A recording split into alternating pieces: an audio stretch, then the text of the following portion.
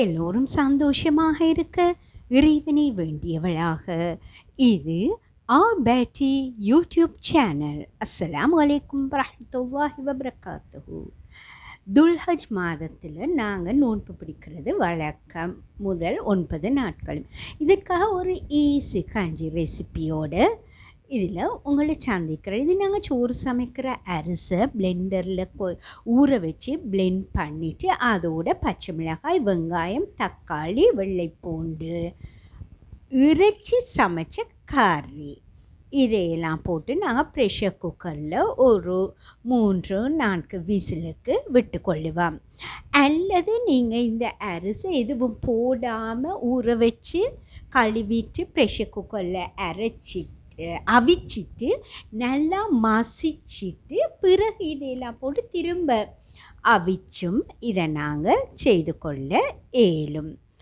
இப்படி அவிச்சிட்டு அரிசை நாங்கள் ஊற வச்சு அவிச்சிட்டு நல்லா மசிச்சிட்டு இதுக்கு நாங்கள் இப்போ போட்ட இந்த பொருட்கள் போட்டு திரும்பவுமே நாங்கள் கொஞ்சம் அவிச்சிட்டு தேங்காய் பால் ஊற்றி தாளித்து எடுக்கலாம். நம்ம இதுக்கு இறைச்சி சமைச்ச கறி ஏன் போட்டேன்னு சொன்னால் மகளுக்கு வந்துட்டு கொஞ்சம் அந்த ஃப்ளேவர் விருப்பம். அப்போ நாங்கள் இனி வீட்டில் இந்த துல்ஹஜ் மாதத்தில் மஸ்ஜிதுகளில் கஞ்சி தாரையில் நாங்கள் வீட்டில் தானே செய்து கொள்ளுவோம். அப்போ அதற்காகத்தான் இப்படி செய்து கொண்டேன். இனி ஒரேலுமே நாங்கள் எங்களோட டேஸ்ட்டுக்கு செய்யாமல் பிள்ளைகளோட டேஸ்ட்டுக்குன்னு செய்யத்தானே வேணும். அந்த அடிப்படையில் தான் நான் இப்படி செய்தேன்.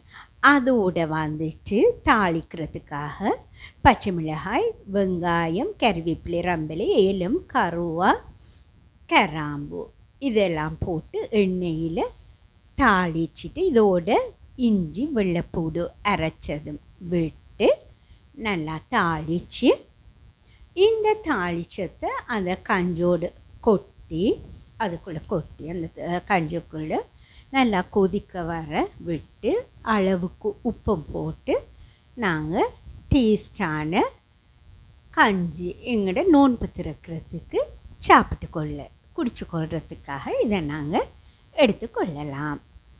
அல்லது நீங்கள் இது பிரேக்ஃபாஸ்ட்டுக்கோ டின்னருக்கோ மற்ற நாட்களில் ஒரு மீலாகவும் எடுத்துக்கொள்ள இயலும். நாங்கள் சில வேளையில் இது பிரேக்ஃபாஸ்ட்டுக்கு செய்வோம்.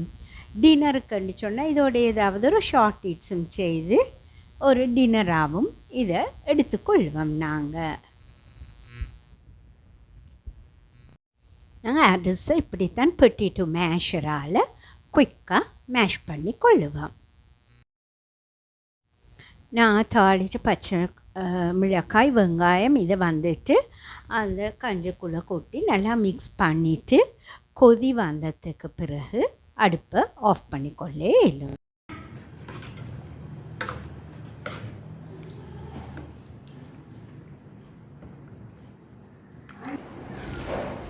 இந்த கஞ்சி ரெசிபிக்கு பிறகு நாங்கள் பார்க்க போகிறது இடியப்ப பலகார ரெசிபி.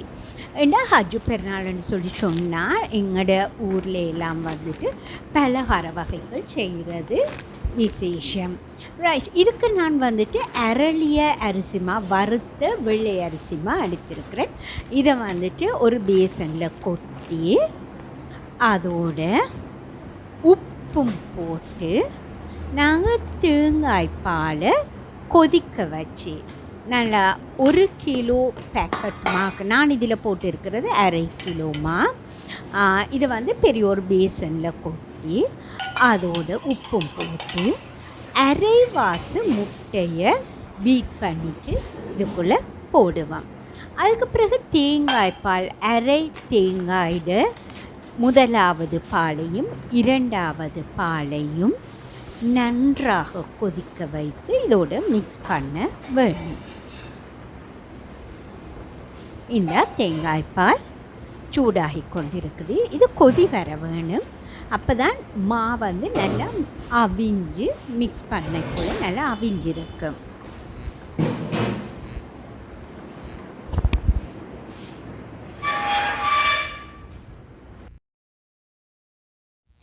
இந்த தேங்காய் பால் கொதி வந்து கொண்டிருக்குது. இதை நாங்கள் நல்லா மிக்ஸ் பண்ணிவிட்டு அடுப்பை ஆஃப் பண்ணிவிட்டு இதை அந்த கலவை உப்பு முட்டை போட்ட கலவைக்குள்ளே விட்டு நன்றாக மசித்து குழைப்பம் தான் இடியப்பத்துக்கு அதே மாதிரி தான் நாங்கள் தண்ணி விட்டு குழைக்கிற மாதிரி இது வந்துட்டு தேங்காய் பாலை விட்டு குழைச்சி கொள்ளுவோம். இப்படியான ஒரு கரண்டியை எடுத்து நாங்கள் இதை மிக்ஸ் பண்ணி கொண்டுட்டு இப்போ இந்த தேங்காய் பால் ஊற்றி அந்த கரண்டியாலேயே நல்லா என்னென்னா மிச்சம் கவனமாக இருக்க வேணும். இது வந்து மிச்சம் கொதித்த பால். இதை நாங்கள் இப்படி நன்றாக பாலை விட்டு கலந்து கடைசியில் நல்ல ஒரு பாலாக இதை எடுத்துக்கொள்ள வேணும். இப்படியே ஓரளவு சிறிதாக பாலை விட்டு நன்றாக கிளறிக்கொள்ள வேண்டும்.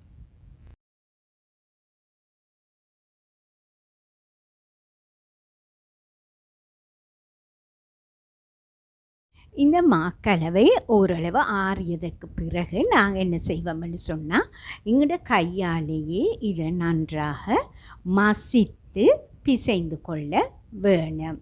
அப்போ தான் அதில் சிறு சிறு கட்டிகள் இருந்தாலும் பொதுவாக இந்த பிராண்ட் அரிசி மாவு வறுத்த அரிசி மாவில் கட்டிப்படுகிறது குறைவும் இருந்தாலும் கொஞ்சம் கட்டி இருந்தாலும் நாங்கள் அதை இல்லாமாக்கிறதுக்காக நன்றாக மசித்து பிசைந்து கொள்ள வேண்டும்.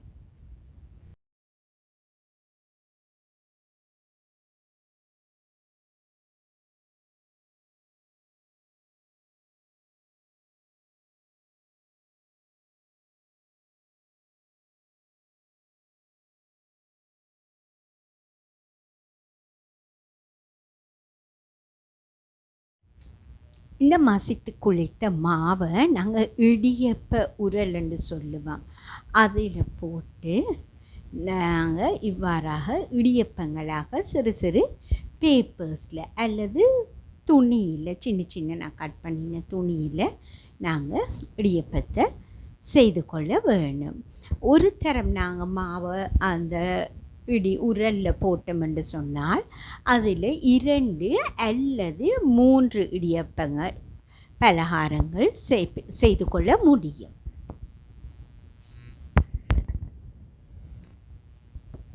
இவ்வாறு தான் நாங்கள் அந்த உரலில் மாவை போட்டுட்டு மீதி இருக்கிற மாவை அந்த ஸ்பெட்டியூலாவாலேயோ ஸ்பூனாலேயோ அல்லது கையாலேயோ எடுத்து விட்டுட்டு நாங்கள் மூடி இடியப்பங்களை பிழிந்து கொள்ள வேண்டும்.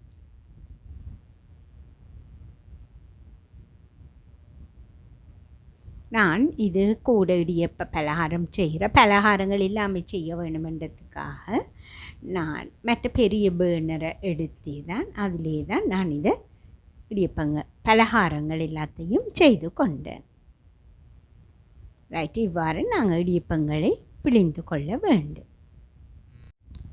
இந்த இருக்கிறது தான் நாங்கள் செய்த இடியப்பம்.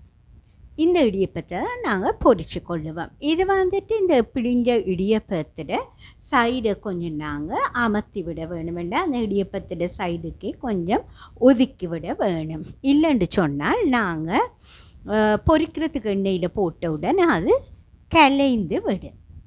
அதே நாங்கள் இப்படி செய்துட்டு இதை எண்ணெயை சூடாக்கின எண்ணெயில் பொரித்து எடுக்கலாம். ரைட், நாங்கள் பொரிப்பதற்காக எண்ணெயை சூடாக்கி கொண்டிருக்கிறோம். அதோடு அந்த பொரித்தது இறக்குறதுக்கான கரண்டியையும் தயாராக வச்சிருக்கிறேன். ரைட், இந்த எண்ணெய் சூடாகின உடனே நாங்கள் பொரிக்க முடியும். ரைட், சூடாக்கின எண்ணெயில் நாங்கள் இந்த இடியப்பங்களை கவனமாக விட்டு அது ஓரளவு பொரிந்ததற்கு பிறகு மறுபக்கம் பிரட்டி விட்டு பொன்னிறமாகின உடனே நாங்கள் இதை எண்ணெயிலிருந்து எடுத்துக்கொள்ள முடியும். ஓரளவு பொரித்ததற்கு பிறகு மிச்சம் கவனமாக வேணுன்னா இது சாஃப்டான ஒரு பலகாரம், மிச்சம் கவனமாக நாங்கள் இதை பிரட்டி கொள்ள வேண்டும்.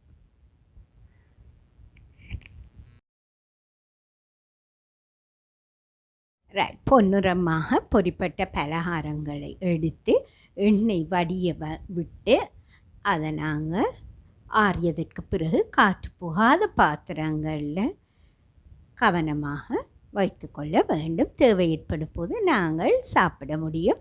இதற்கு சீனி பாகு மேலால் ஊற்றியும் சாப்பிடுவார்கள். இது சிறுவர்களுக்கு விருப்பமாக இருக்கும். இவ்வாறு தான் கவனமாக அந்த செய்த இடியப்பங்களை எண்ணெயில் விட்டு பொரித்தெடுக்க வேண்டும்.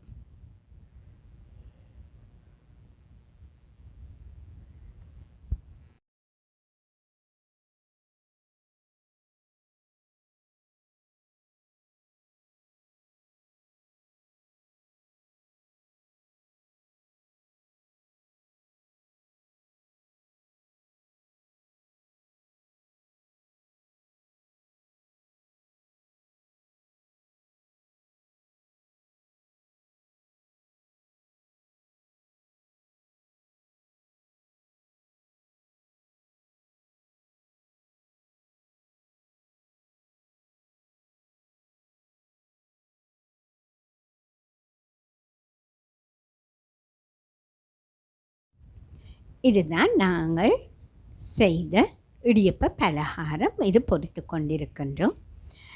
இன்ஷா அல்லாஹ் உங்களுக்கு இந்த வீடியோ பிரயோசனமாக இருந்திருக்கும் என்று நம்புகின்றேன். இன்னும் ஒரு பிரயோசனமான வீடியோவில் உங்களை சந்திக்கும் வரை எல்லோரும் சந்தோஷமாக இருக்க இறைவனை வேண்டியவளாக. இது ஆபேட்டி யூடியூப் சேனல். அஸ்ஸலாமு அலைக்கும் வரஹ்மத்துல்லாஹி வபரகாத்துஹு.